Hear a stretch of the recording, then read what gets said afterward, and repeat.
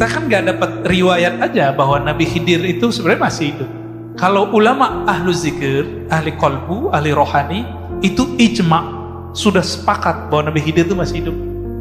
Ada beberapa nabi yang masih hidup, Nabi Ilyas, Nabi Idris. Ada satu nabi namanya Khalid bin Sinan. Khalid bin Sinan itu nabi antara Nabi Isa dan Nabi Muhammad. Lalu ada Nabi Khidir, indal manaratil bayda syarqiyya Dimashq faidrikuhu inda babil Lut. Al-Mahdi di dalam masjid mau sholat, turun Nabi Isa. Nabi Isa ketika datang silakan jadi imam. Mau nggak dia jadi imam? Enggak. Kenapa? Al-Mahdi lebih pantas jadi imam. Loh kok bisa? Nabi Isa ini kan makhluk ruh. Gelarnya apa? Ruhullah. Gelarnya Nabi Isa. Karena dia nggak ada bapaknya, Pak. Maka tidak ada campuran syahwat dalam dirinya. Nabi Isa ini kalau memandang sesuatu yang terlihat bukan fisik, yang terlihat batin bapak ini isinya apa? Al-ulama warasatul anbiya. Ulama pewaris para nabi. Ulama ini pewaris Nabi A, Nabi C, Nabi V. Tapi ada satu waris yang belum lengkap kecuali Imam Mahdi lah pewarisnya yang lengkap. Nabi Muhammad sallallahu alaihi wasallam. Jadi Nabi Isa, ini rahasianya nih hadis tadi, hadis Bukhari Muslim itu. Kenapa beliau nggak mau jadi imam? Ketika dia memandang sosok Al-Mahdi, yang terpandang oleh dia adalah nur Nabi Muhammad sallallahu alaihi wasallam dalam diri Al-Mahdi, lengkap. Walaupun sosoknya bukan Nabi Muhammad, tapi nur yang terpanjang dalam dirinya, nur, nggak berani dia jadi imam. Dan Nabi Muhammad sudah menurunkan derajat semua nabi yang turun setelah dia. La nabiyya ba'di, tidak ada lagi nabi setelahku. Jadi Nabi Isa ketika turun pangkatnya bukan nabi, walaupun beliau seorang nabi. Dia jenderal bintang 4, tapi jabatannya udah nggak ada, kira-kira gitu. Nabi Khidir jenderal bintang 4, tapi jabatannya udah nggak ada. Dia sebagai Wazirul Mahdi, Wuzaraul Mahdi, penasehat Imam Mahdi. Kenapa? Imam Mahdi itu pewaris lengkap sempurna, sangat sempurna Nabi Muhammad sallallahu alaihi wasallam.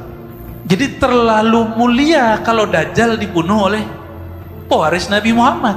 Jadi siapa yang bunuh dia? Cukup Nabi Isa. Pedangnya nanti Imam Mahdi yang ngasih, Pak. Ini dikasih ke Nabi Isa. Kok Nabi Isa bisa bunuh? Selama ini nggak bisa terbunuh. Ada rahasianya. Rahasia itu belum boleh dibongkar.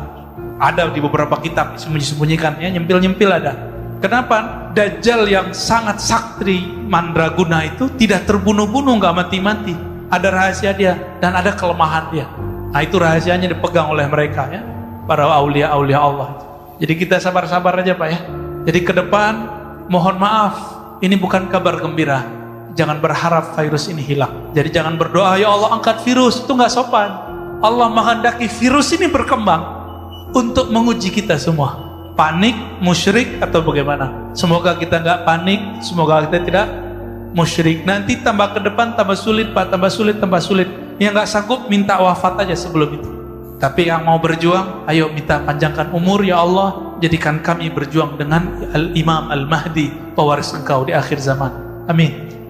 Tapi ada satu kata kunci, nanti kita bahas di bab Al-Mahdi. Siapa Al-Mahdi itu? Al-Mahdi sekarang udah muncul belum? Dajjal adalah sosok Musa bin Sam'un yang kemudian disebut Samiri, yang dulu Nabi Musa tidak punya hak mengeksekusinya karena dia tahu yang hak eksekusi adalah umat Nabi Muhammad. Itulah sebabnya Nabi Musa berdoa, ya Allah jadikan aku nabinya umat Muhammad. Enggak, kata Nabi Muhammad sallallahu alaihi wasallam. Terus gimana? Kalau gitu jadikan aku umatnya Nabi Muhammad. Maka nanti akan ada pewaris Nabi Isa di kalangan umat Nabi Muhammad. Jadi ulama tapi batin dia mewarisi Nabi Isa. Melalui orang inilah Nabi Musa berjuang. Kira-kira begitu. Nabi Musa di alam lain, dia di alam nyata. Nabi SAW ini juga ada dalam riwayat yang sahih mengatakan, iyakhruj wa ana fikum fa ana hajijuhu dunakum. Seandainya Dajjal itu keluar, lalu aku bersama kalian, fa ana hajijuhu dunakum, maka aku yang langsung menjadi hujjah yang akan menjaga kalian, menyelamatkan kalian. Wa iyakhruj, tapi kalau dia keluar, walastu fikum, aku tidak ada bersama kamu. Nah, ini kata-kata kunci nih, Pak. Famru'un hajiju nafsi, maka seseorang hendaklah berjuang dengan dirinya sendiri. Wallahu khalifati ala kulli muslim. Aku serahkan kepada Allah urusan hamba-hamba yang muslim. Ini kata kunci. Apa kata Nabi? Jika dia keluar, aku ada bersama kamu.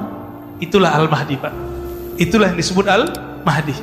Yahruj fa'ana wa ana fikum fa'ana hajiju. Jika dia keluar, aku bersama kamu. Mungkin gak Nabi berandai-andaiannya salah? Gak mungkin. Andainya dua nih. Jika aku keluar, aku bersama kamu. Jika aku keluar, aku tidak ada di sampingmu. Bukan berarti Nabi gak ada. Inilah yang disebut pewaris Nabi, Al-Imam Al-Mahdi. Jadi jangan sembarangan nyocok-nyocokin Imam Mahdi, jangan ya. Imam Mahdi sekarang di Madinah, itu nanti bro ya.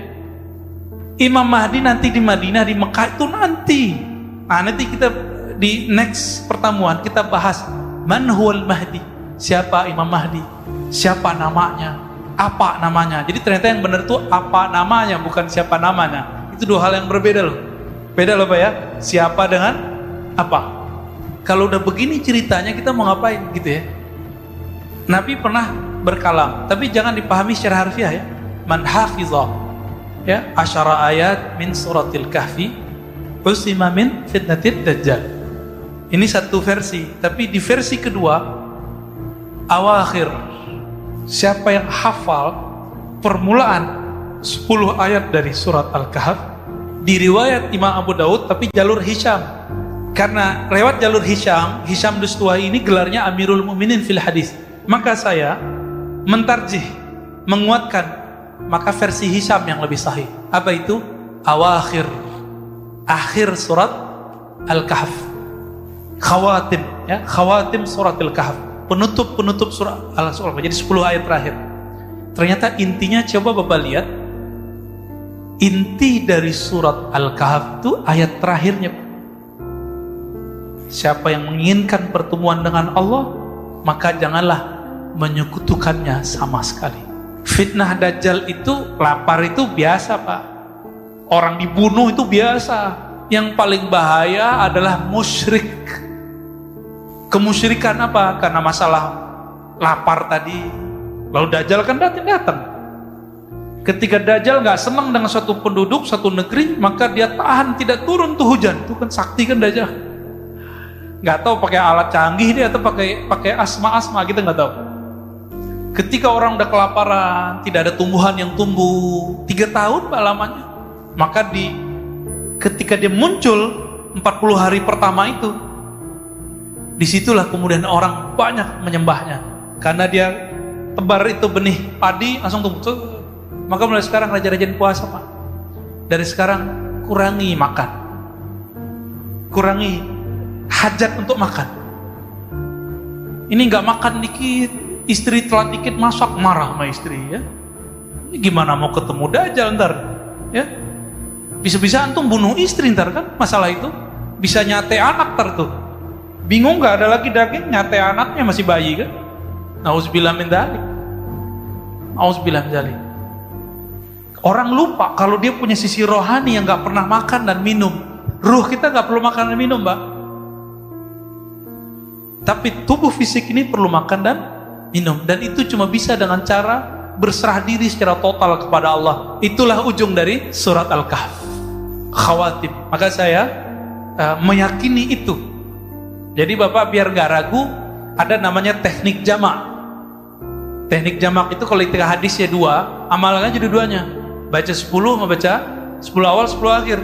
Lebih cakep lagi baca dari awal sampai, karena Ashabul Kahf, cerita di surat Al-Kahf itu cerita akhir zaman, semua berulang. Ya'juj Ma'juj, Nabi Khidir terbulang semua Pak di situ.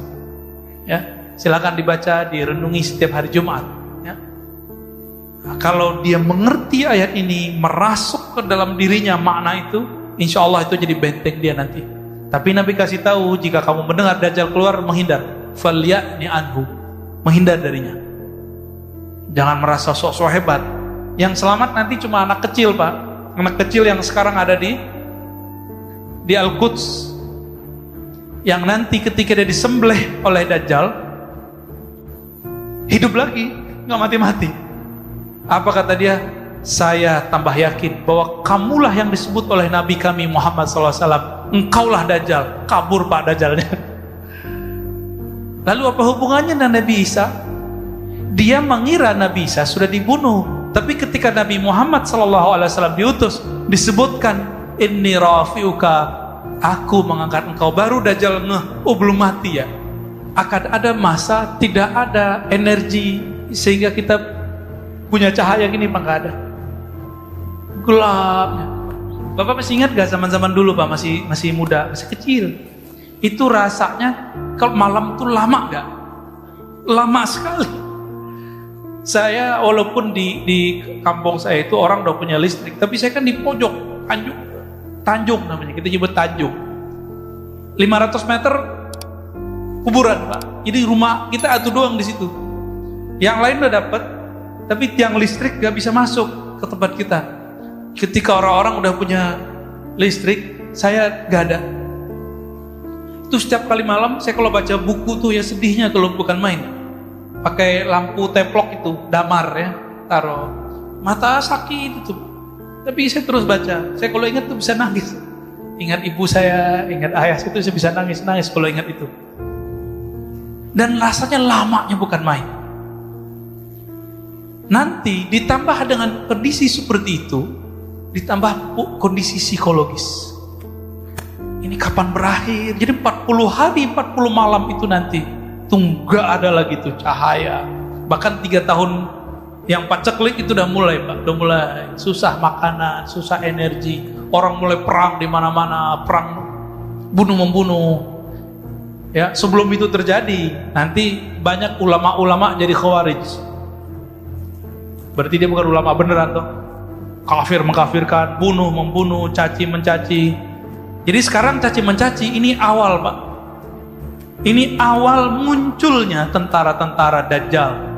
Karena nanti targetnya satu, bunuh membunuh sesama muslim. Jadi jangan heran nanti tentara Dajjal itu pakai kopiah, pakai serban, pakai baju koko, pakai baju Islami. Tapi dia ngorok para habaib. Karena mereka nggak percaya ada habaib. Ngorok ulama-ulama waliullah. Jadi jangan heran nanti Pak. Sekarang kalau ada kelompok gak percaya ada habaib, hati-hati. Hati-hati. Itu udah awal-awal tuh muncul. Padahal Nabi menjamin bahwa keturunannya pasti selamat, pasti ada. Pasti langgeng. Dan itu sebenarnya ilham-ilham setan yang dikirim oleh Dajjal. Dajjal ini kan tahu bahwa Al-Mahdi itu keturunan Nabi Muhammad, maka sikat aja semua keturunan Nabi Muhammad. Jadi Pak ya, kita mengakui zuriat Nabi ini beragam, arah politiknya macam-macam. Ya kita hormati semua, gak usah ikutin arah politiknya, cintai aja mereka. Pasti ada yang pro Habib Fulan, ada pro Habib Fulan, ya kan? Ya nggak apa-apa. Yang penting kita hormat sama semua Habib. Siapa tahu dari kelompok dia, dari keturunan dia, ya kan? Wallahu a'lam.